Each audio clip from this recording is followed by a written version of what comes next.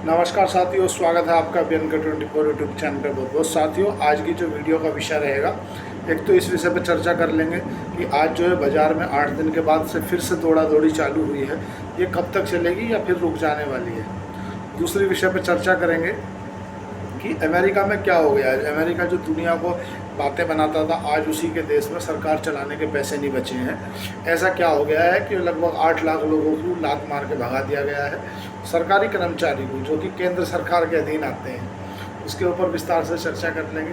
और जो हमारे पड़ोस में है POK, पाक अधिकृत कश्मीर, उस वहाँ पर आंदोलन हो रहा है। क्या वे भारत के साथ मिलना चाह रहे हैं या कुछ और ही पिक्चर चल रही है। उग्र आंदोलन हो रहा है, इतना बड़ा आंदोलन हो रहा है कि इस्लामाबाद से अलग से आर्मी बुलानी पड़ रही है कि भाई उन्हें संभालो। इस विषय पर चर्चा कर लेंगे कि यार क्या ये भारत में मिलना चाह रहे हैं, क्या भारत इस बार POK ले लेगा, ये POK का मामला है कुछ होगा। शुरुआत करते हैं आज FII-DI के आंकड़े से। आज जो विदेशी संस्थागत निवेशक हैं, उन्होंने 1545 करोड़ रुपए की बिकवाली की। अगर बात करें DII की, घरेलू संस्थागत निवेशकों की, तो उन्होंने 2862 करोड़ रुपए की खरीदारी करी। आज बात करें कि बाज़ार कैसे दौड़ा, तो RBI की जो पॉलिसी आई है उसके बाद बाज़ार का जो झमाझम वाले स्टाइल में चल पड़ा। हो सकता है कुछ ना कुछ जो शॉर्ट बैठे होंगे, जो FNO करने वाले आदमी, उन्होंने सोचा यार अब ना जिस हिसाब से RBI गवर्नर ने आउटलुक पेश किया है, तो शॉर्ट रहने में फ़ायदा नहीं है, शॉर्ट काट लो। और अगर अब नहीं काटोगे तो देखो का पता नहीं आगे जाके इससे भी ऊपर चला जाएगा, क्योंकि बैंक निफ्टी मजबूत है। तो पिछले 3 दिनों से निफ्टी कमज़ोर है। अगर बात करें टैक्स कलेक्शन की, तो टैक्स कलेक्शन के मोर्चे पे एक अच्छी खबर आई है। जो GST का टैक्स कलेक्शन है वो सालाना बेसिस पे 9% बढ़ के आया है। चीन के जो बाज़ार हैं उनमें अब आने वाले 8 दिनों तक छुट्टी है, कोई दिक्कत नहीं है, कोई टेंशन नहीं है। 8 दिनों तक वहाँ कुछ नहीं होने वाला। बात करें आज हमारे बाज़ार की, तो बाज़ार में निफ्टी जो है तुम्हारा 225 पॉइंट चढ़ करके 24,836 पे बंद हुआ। क्लोज तो 8 दिन में पॉजिटिव संकेत देखने के लिए मिली है। अब देखना ये है कि टिक पाती है कि नहीं टिक पाती। बात करें अगर सेंसेक्स की, तो सेंसेक्स 716 पॉइंट चढ़ के 80,933 पे बंद हुआ। बात करें बैंक निफ्टी की, तो बैंक निफ्टी भी 712 पॉइंट चढ़ गया और 55,347 पे क्लोज टू क्लोज बंद हुआ। वोल्टिलिटी इंडेक्स आज 7% टूट गया और 10.29 पे कारोबार कर रहा है। अगर रुपये की बात करें तो रुपया हमारा 88.66 पे भी कारोबार कर रहा है डॉलर के अगेंस्ट, मतलब 10 पैसे हमारा रुपया मजबूत हुआ है। बास्केट ऑफ करेंसी में डॉलर इंडेक्स का जो भाव है वो 97.66 पे बना हुआ है, मतलब डॉलर इंडेक्स कमज़ोर हुआ है डोनाल्ड ट्रंप के कलेश के कारण। अगर बात करें क्रूड ऑयल की, तो क्रूड ऑयल 66 पर बना हुआ है। जो बिटकॉइन की बात करें तो बिटकॉइन में फिर तेजी है, 1,17,272 पे कारोबार कर रहा है। सोना भी और चांदी भी दोनों लाइफ टाइम हाई बना रहे हैं, वो अलग नहीं मान रहे हैं यहाँ पर जो माहौल चल रहा है उसके बावजूद भी।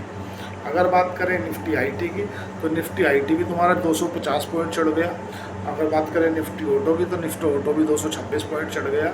और अगर निफ्टी FMCG की बात करें तो वो भी 394 पॉइंट चढ़ के ही बंद हुआ। सबसे ज़्यादा तेज़ी रही निफ्टी मिड कैप में, निफ्टी मिड कैप 500 पॉइंट चढ़ गया। निफ्टी फार्मा भी 249 पॉइंट चढ़ करके ही बंद हुआ, क्लोज टू क्लोज। अगर बात करें निफ्टी मेटल की, तो निफ्टी मेटल भी 54 पॉइंट ऊपर ही बंद हुआ। क्रॉस द बोर्ड आज जिधर देखो उधर तेजी देखा माहौल था। एक इंडेक्स था जो थोड़ा वो सुस्त दिख रहा था, वो था तुम्हारा Nifty PSU bank, public sector unit bank जो है वो क्लोज टू क्लोज इंडेक्स में आप देखो तो 28 पॉइंट नीचे दिख रहा है। और यूरोप के बाज़ार सुस्त नज़र आ रहे हैं अभी तो। जब किसी को ऐसा लगने लगे ना कि मैं ही मालिक हूँ, तो उसे उसकी औकात दिखा देनी चाहिए। ऐसा ही डेमोक्रेटिव ने किया है, जो जो बाइडेन की सरकार है उन्होंने। डोनाल्ड ट्रंप अपनी मनमर्जी से आए हर देश पे फैसले लिए जा रहे थे, ताबड़तोड़ फैसले। मैं इस पर इतने % का टैरिफ लगा दूंगा, इस पर इतने % का टैरिफ लगा दूंगा, इतने रुपए की वॉल वहाँ लगा दूंगा, इतने रुपए की दीवार बना दूंगा। अब जब पेच काया का फंस गया, उनका जो बिल था वो बिल पास नहीं हुआ और लग गया सेटल डाउन। ऐसा अमेरिका में पहली बार नहीं हुआ कि सेटल डाउन पहली बार हुआ है ना, 20 बार अमेरिका के अंदर अब तक 50 वर्षों में सेटल डाउन हो चुका है। तो होता क्या है, शटल डाउन तब तक रहता है जब तक वो बिल पास नहीं हो जाता है। ऐसा क्या है कि जो बाइडन वाली डेमोक्रेटिक सरकार है वो क्यों नहीं इसका बिल पास कर रही है। इनका कहना ये है कि आप जो सब्सिडी, जो हेल्थ पे सब्सिडी दे रहे थे, या जो 50 साल से ऊपर के लोगों को आपने हेल्थ फ्री का रखा था, आपने वहाँ से सब्सिडी काट दी। आपने जो जनहित में किए जाने वाले कदम है वे तो काट दिए, और अपनी मर्जी से बेतुके फैसले ले रहे हो कि मैं तो दीवार पर 50,000 करोड़ रुपए लगाऊंगा। भाई जो अभी देश में नेसेसरी है, जो ज़रूरत है उसको तो दो, उसको दे नहीं रहे, वहाँ से खच्चे कटौती कर रहे हो। और क्या है कि वहाँ दे रहे हो जहाँ आवश्यकता नहीं है।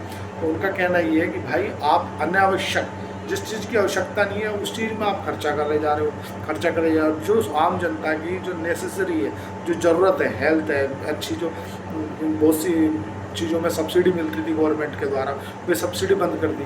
लेकिन डोनाल्ड ट्रंप भी कम नहीं है। डोनाल्ड ट्रंप बोल रहे हैं कि मैं अब ये बंद हो गया ना, सेटल डाउन होगा तो कुछ लोग सब घर जाएंगे, लगभग 8 लाख लोग घर बैठाए जाएंगे। तो बोले मैं 8 लाख आदमियों में से कुछ आदमी तो ऐसे ही है, मतलब कुछ विभाग तो मैं परमानेंट ही बंद कर दूँगा, ऐसा डोनाल्ड ट्रंप का कहना है। क्योंकि जो डोनाल्ड ट्रंप है ना, ये इलोन मस्क को क्यों लेके आए थे डोजी डिपार्टमेंट में, इनका उद्देश्य ये था कि लोगों को नौकरियों से निकालो। और इनका अभी भी जो उद्देश्य है वो यही है कि मैं कुछ जो विभाग है ना उन्हें टेम्परेरी रूप से नहीं, सस्पेंड ही कर दूँ, ख़त्म, उस विभाग में कोई रहेगा ही नहीं। डोनाल्ड ट्रंप और डेमोक्रेटिक सरकार दोनों आमने सामने आ गई है, क्योंकि इसको पास होने के लिए चाहिए थे तुम्हारा 55 वोट, लेकिन मिले कितने, 45 वोट। 10 वोटों से रह गई, 10 वोटों से रह गई। तो अब इन दोनों को टेबल पे आना पड़ेगा।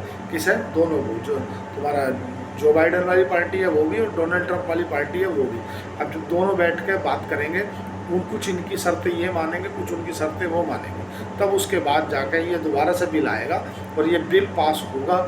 उसके बाद ही अमेरिका में जो विभाग बंद हुए हैं, जिनको परमानेंटली घर भेज दिया है कि ना तनख्वाह ना पेंशन, और कब तक रहोगे आप छुट्टी ये भी नहीं पता, अनिश्चित काल के लिए, और अगर काम करोगे तो हमसे पैसे की उम्मीद मत करना, तब जाके ये हो पाएगा। और यहाँ पे हर अक्टूबर में, मतलब हर साल के अक्टूबर महीने बिल पास करना होता था, इस बार इनका ये बिल पास नहीं हुआ। पाकिस्तान के जो पाक अधिकृत कश्मीर है POK, वहाँ पे विरोध प्रदर्शन बहुत ज़ोरों से चल रहा है। इतना ज़ोरों से चल रहा है कि इस्लामाबाद से फोर्सेस और भेजनी पड़ रही है। तो क्या वे लोग भारत में मिलने के लिए उद्यम मचा रहे हैं या कुछ और कारण है, विस्तार से चर्चा करेंगे। उनकी 32 से 38 से ज़्यादा जो डिमांड है ना, उनकी अपनी ही है।